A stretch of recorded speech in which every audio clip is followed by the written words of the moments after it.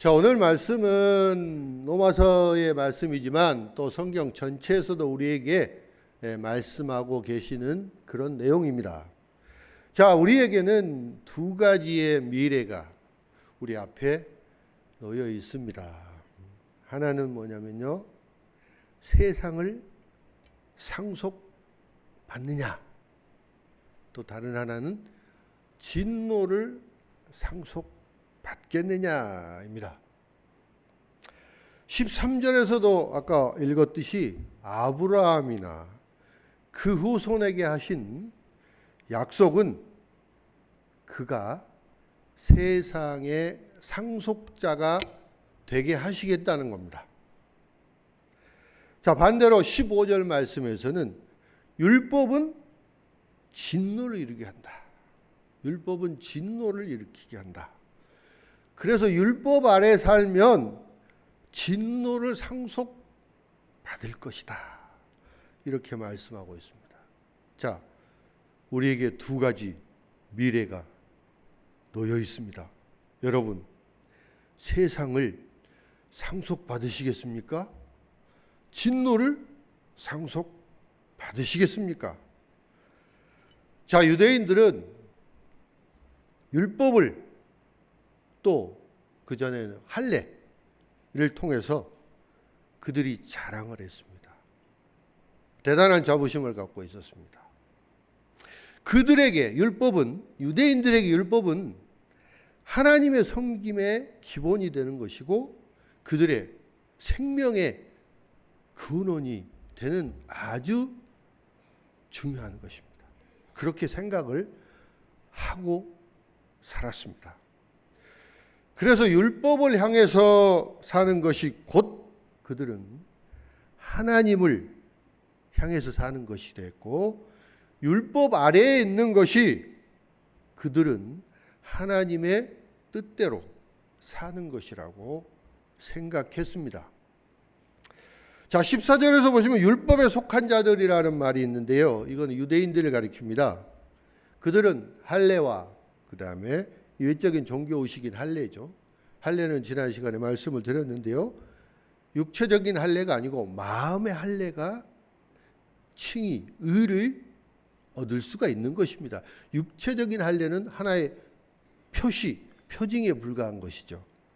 그리고 그들에게는 토라, 율법이 있었습니다. 그들은 이 두 가지를 매우 자랑스럽게 생각을 했고요, 율법을 통해서, 행함을 통해서 그들은 구원을 받는다고 자랑을 했습니다. 그런데 여러분, 그들은 율법을 통해서 구원을 받는다고 했고 율법을 그렇게 자랑을 하면서도 율법을 지키질 않았어요. 율법을 자랑만 했지 제대로 지키지 않았습니다. 그래놓고 우리는 율법을 통해서 구원을 받는다라고 착각을 하고 있는 것입니다. 자, 율법의 그 의미는 무엇입니까? 율법의 목적이 무엇입니까? 율법은 약속이나 믿음의 반대 개념으로서 율법은 순종과 그 다음에 행함, 즉 실천을 중요시하는 그런 계명입니다. 그런데 바울은 율법이 진노를 낳는다고 말하고 있습니다. 이게 무슨 뜻입니까? 유대인들은 율법을 가지고 자기들이 구원받는다고, 의롭게 된다고 주장을 하는데 사도 바울은 반대로 율법은 진노를 낳는다, 이렇게 말하고 있습니다. 로마서 3장 20절 말씀 한번 보시면요, 그러므로 율법의 행위로는 아무도 그의 앞에 의롭다 하심을 얻을 육체가 없나니, 율법으로는 뭘 깨달은다고요? 죄를 깨닫는 겁니다. 죄를 깨닫는 거예요. 율법을 통해서 죄를 깨달을 수는 있어요. 하지만 율법이 우리를 구원하진 않습니다. 우리를 의롭게 하진 않습니다. 자, 율법은 우리의 그 죄 문제를 잘 보여주고 드러내긴 하는데 그 문제를 해결해 주지는 않습니다. 자, 율법은 분노를, 하나님의 진노를 없애는 것이 아니라 오히려 하나님의 진노, 그 율법의 분노를 더욱더 크게 확산하고 만들어내는 것입니다. 율법은 우리가 율법을 온전히 지킬 수도 없기 때문에 온전히 지킬 수가 없습니다. 우리의 죄 문제를 해결하는데 전혀 도움이 되지 않습니다. 마치 율법의 행위로 율법의 심판을 피하려는 것은 우리가 심하게 갈증이 날 때 소금물을 마셔서 갈증을 해소하려는 것과 똑같습니다. 오히려 갈증만 더욱 심해지게 되죠. 아무 효과가 없습니다. 하나님께 의로움을 받는 것, 즉 칭의를 받는 것은 율법이 아니고 오직 믿음입니다. 아멘이십니까? 자, 바울은 의롭다움을 얻는 것은 율법의 행위가 아니고 믿음으로 인한 증거로 또 아브라함의 이야기를 꺼냅니다. 결국 그는 위대한 족장인 아브라함이 율법의 행위를 잘 지킴으로 해서 칭의를 받고 의로움을 받는 것이 아니고 오직 그는 믿음으로 의를 얻었다고 말하고 있습니다.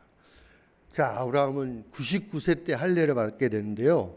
그 할례 받기 이전에 창세기 15장 6절 말씀에 그런 말씀 있잖아요.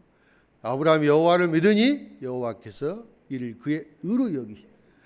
아브라함이 여호와를 믿어서 의롭게 된 거지 율법을 지켜서 의롭게 된 게 아니라는 거죠. 그 행위로 의롭게 된 게 아닙니다. 이때가 바로 75세 때예요. 아브라함이 75세 때인데요. 자, 이미 그는 율법이, 그러니까 시내산에서 모세가 출애굽을 해서 시내산에 온 때가 BC 몇 년입니까? 1446년이에요. 예. 이때 시내산까지 가는데 3개월이 걸렸습니다. 출애굽을 해서 시내산에 가서 모세가 율법을 받게 됩니다. 율법을 하나님으로부터 받게 되죠. 그러니까 이미 아브라함은 율법 한참 전에, 뭐 짧게는 430년, 길게는 615년 이전에 의로움을 받았어요. 뭘로요? 믿음으로 이미 의로움을 받았습니다. 율법은 아브라함이 죽고 한참 후에, 뭐 이삭, 야곱, 자기 요셉, 뭐 이 시대까지 내려가죠. 이미 그는 믿음으로 의로움을 받았습니다. 율법의 행위로 받은 게 결코 아니라는 겁니다. 하나님은 아브라함에게, 물론 아브라함이 그 전에 메소포타미아 거기에 거주할 때도 마찬가지였지만 75세 하란에 있을 때, 하란에서 이제 막 떠나려고 할 때 아브라함에게 나타나셔서 후손에게 이 땅을, 가나안 땅을 네 자손에게 주겠다. 이렇게 땅과 자손에 대해서 약속을 하셨습니다. 언약을 하셨어요. 자, 이때 아브라함은 믿음으로, 그걸 믿었습니다. 믿어서 믿음으로 의롭게 된 것입니다. 자, 그 약속이 아브라함과 그 후손에게 어떻게 주어졌습니까? 아까도 말씀드렸지만 이때는 이미 율법이 오기 전에 한참 전입니다. 따라서 아브라함은 결코 율법으로 말미암아 의롭게 된 게 아니고요. 로마서 4장 13절 말씀에 아까 우리가 봤지만 오직 믿음으로 의롭게 되었다는 약속을 받은 것입니다. 아브라함은 믿음으로 의로움을 얻었습니다. 여러분 믿으시기 바랍니다. 아브라함은 율법이 있기 전에 한참 전에 의의 선물, 곧 약속을, 언약을 받은 거죠. 자, 갈라디아서 3장 17절 말씀에 바울 사도가 이런 말합니다. 내가 이것을 말하노니 하나님께서 미리 정하신 언약을 몇 년 후에 430년 후에 생긴 율법에 폐기하지 못하고 그 약속을 헛되게 하지 못하리라. 430년이라는 그 기간을 성경에 말씀을 하고 계세요. 정확히는 430년이 물론 맞죠. 맞는데 아까 제가 말씀드렸듯이 이때가 언제냐면 이때는 그 하나님의 약속이 확정이 된 때입니다. 확정이 된 때. 요셉이 애굽의 총리로 있을 그 당시입니다. 그러니까 아브라함이 75세에 의로움을 받았고 믿음으로 의로움을 받은 것은 한참 거슬러 올라가야 됩니다. 75세에서 그 다음에 100세가 돼서 이삭을 낳았죠. 25년이 지났고요. 이삭은 40세에 결혼했는데 아이를 못 낳아서 20년 동안 아이를 못 낳아서 60세에 에서와 야곱 쌍둥이를 얻게 됩니다. 여기 60년이 또 지나가죠. 그리고 창세기 47장 8절 말씀 보면 야곱이 애굽의 바로 왕이 당신은 나이가 몇입니까? 물어봅니다. 이때 야곱이 저는 130세입니다. 이 말씀을 하세요. 그러니까 25년, 60년, 85년에다가 130년을 더하면 215년이 딱 맞습니다. 그래서 그 언약이 확정된 때 430년인데 아브라함이 믿음으로 의를 받은 때까지는 625년 전입니다. 그러니까 4세기 내지 6세기가 지난 다음에 율법이 유대 민족에게 온 거예요. 네. 율법으로 의로움을 받는다는 것은 그러니까 말이 안 되는 거죠.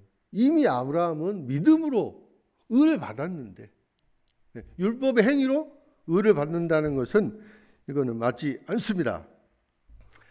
그리고 율법은 약속을 무가치하게 만듭니다.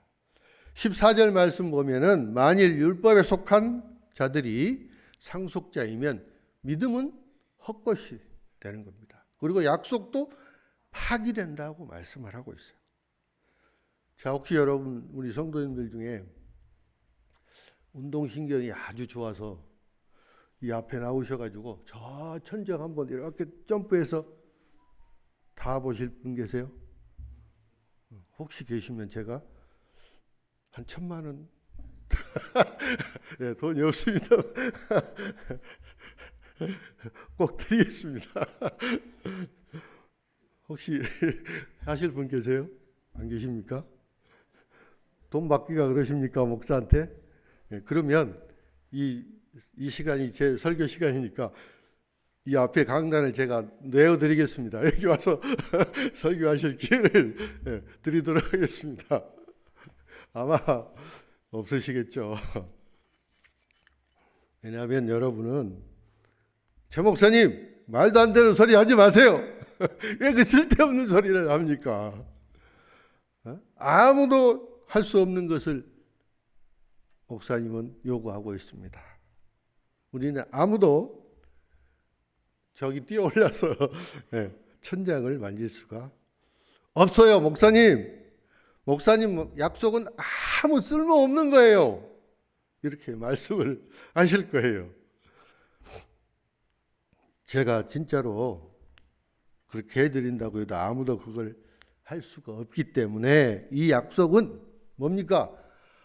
아무 가치가 없는 거고 헛것이에요. 헛것. 이 약속은 헛것이에요. 제가 1,000만 원 1억을 준다고 하더라도 아무도 뛰어서 천정을 다 할 사람 아무도 없어요. 이 약속이 제대로 된 약속이 아니죠.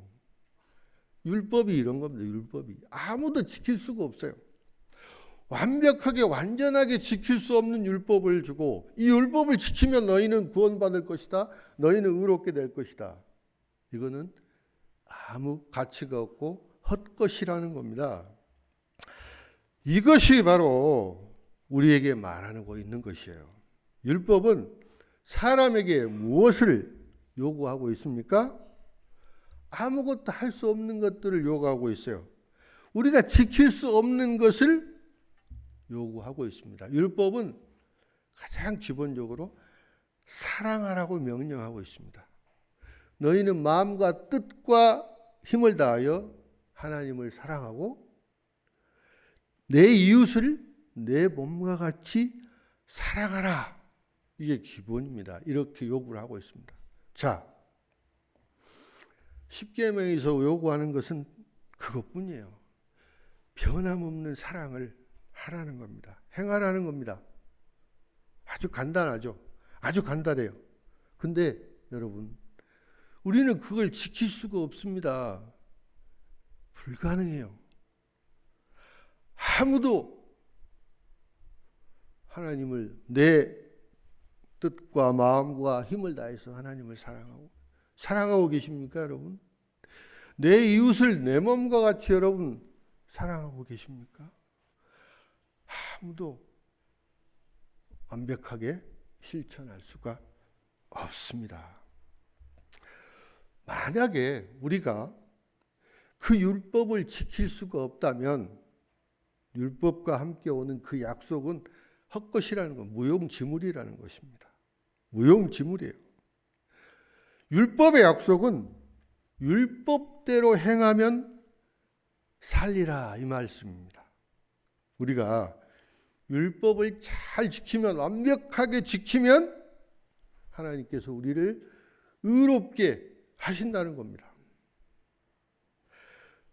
우리가 율법대로 다 행하면, 다 지키면 우리의 가치를 인정해 주실 거라는 거죠. 인정받을 거라는 겁니다.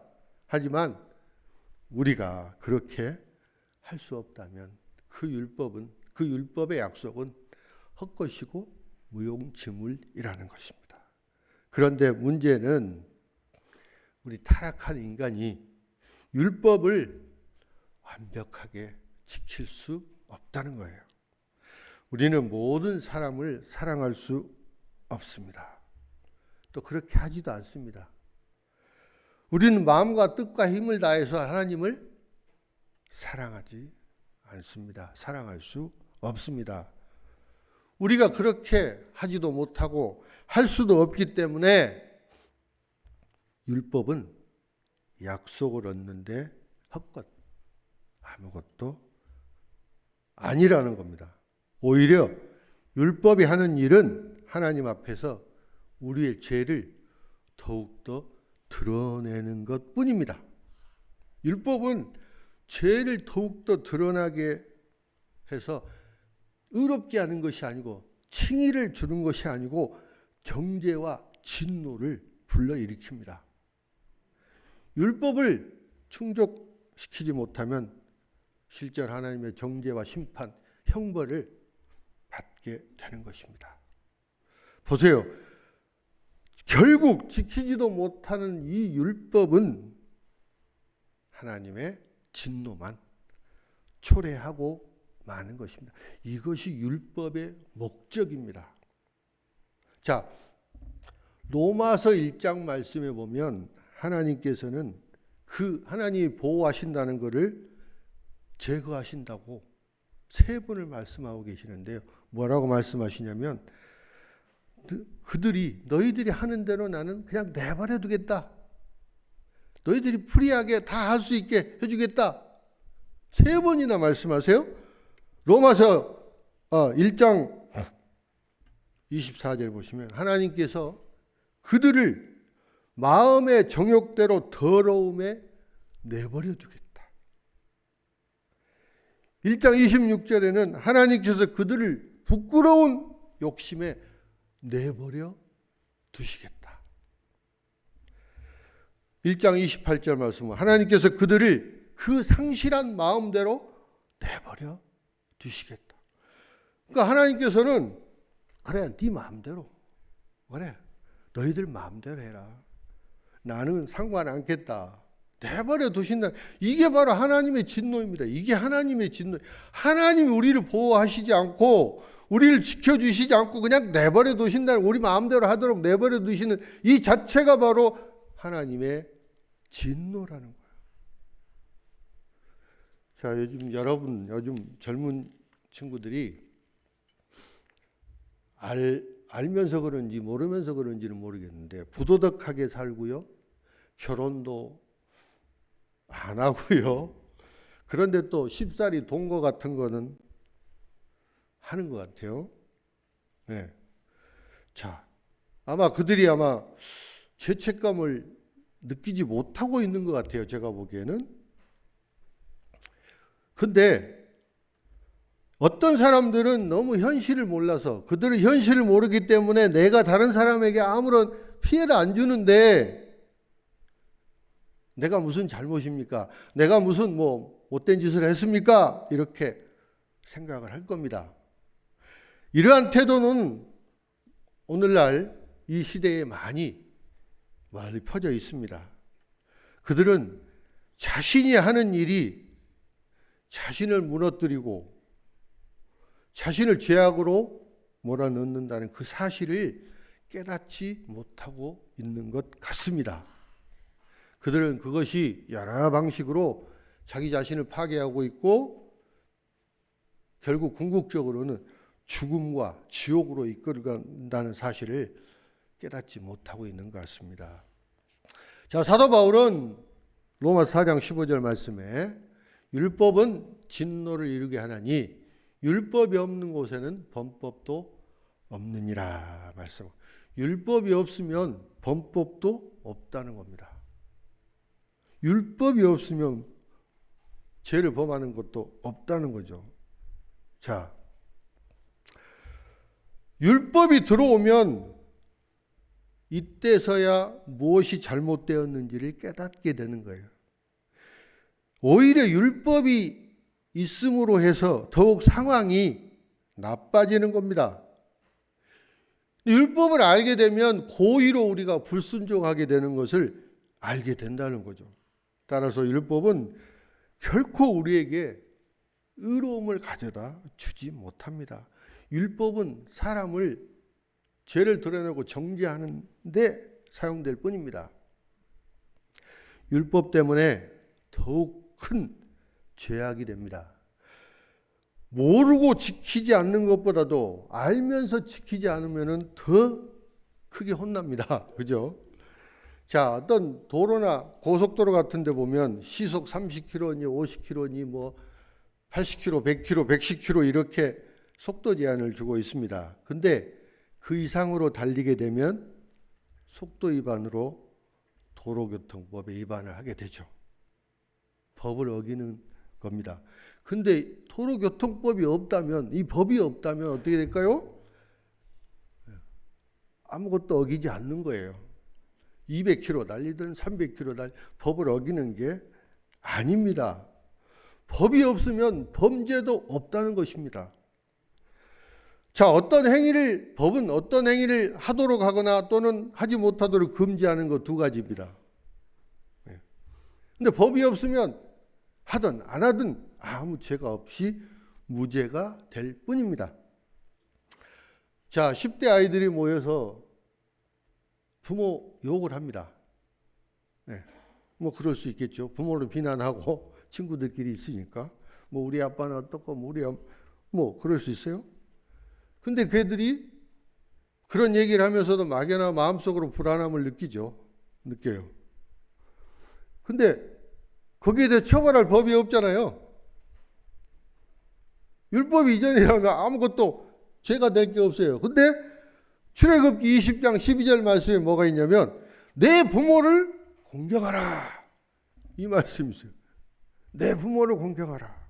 율법이 나왔습니다. 그러면 이 아이들의 그 무례한 말은 그 계명을 구체적으로 어기게 되는 것입니다. 그래서 그 죄가 더욱더 드러날 뿐만 아니라 더욱더 커지게 된다는 것입니다. 로마서 5장 13절 말씀 보면 죄가 있기 전에도 세상에 있었으나 율법이 없었을 때는 죄를 죄로 여기지 않. 그러니까 율법이 있기 전에도 이 세상에는 죄가 있었어요. 그죠? 아담과 하와부터 에덴 동산에서부터 죄가 시작이 됐고요. 바벨탑이니 뭐 노아의 방주니 뭐 많은 죄가 있었어요. 근데 율법이 없어서 그들이 범죄가 아닙니까? 죄가 아닙니까? 죄가 없어지는 겁니까?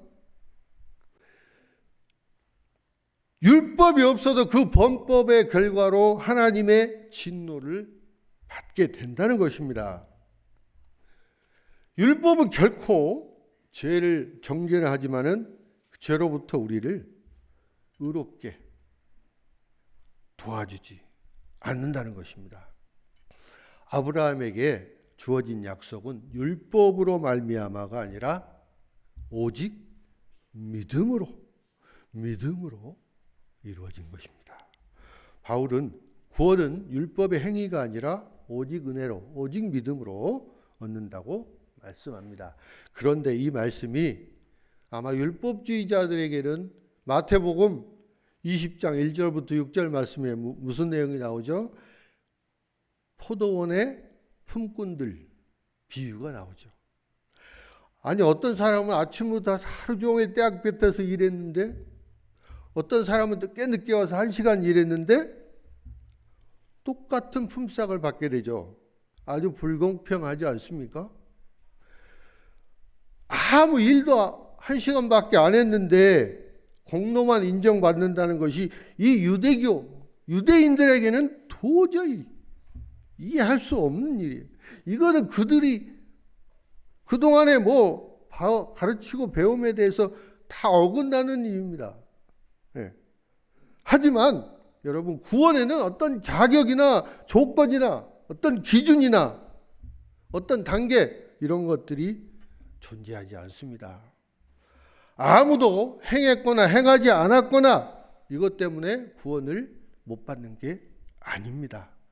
누구든 종교적으로, 민족적으로, 인종적으로 어떤 배경이 다르다고 해서 구원에서 배제되지는 않습니다. 그들이 오직 믿음만 가지면 그들은 구원을 받게 된다는 것입니다.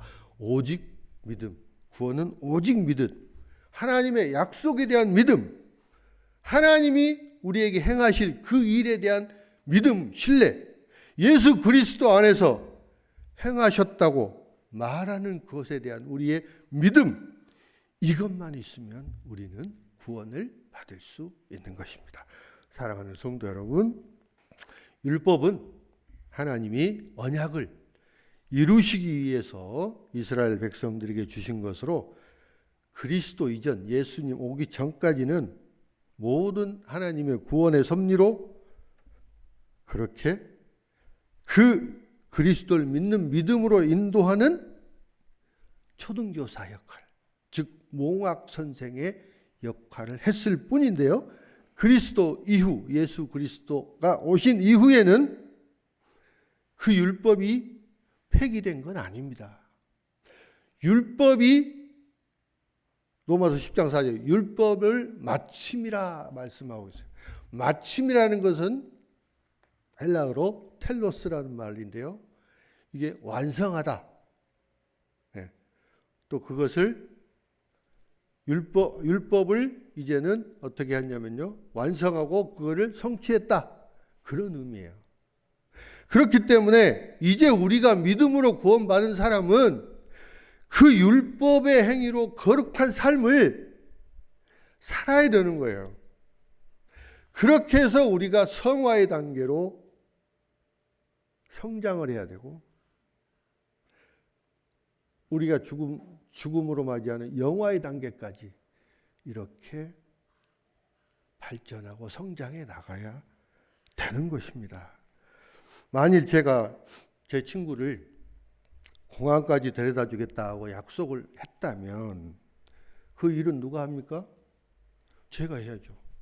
제가 데려다 준다고 약속했으니까 제가 운전도 하고 또 늦지 않게 도착해야 되고 제 시간에 그 친구를 데려다 둘 약속을 내가 지켜야 됩니다.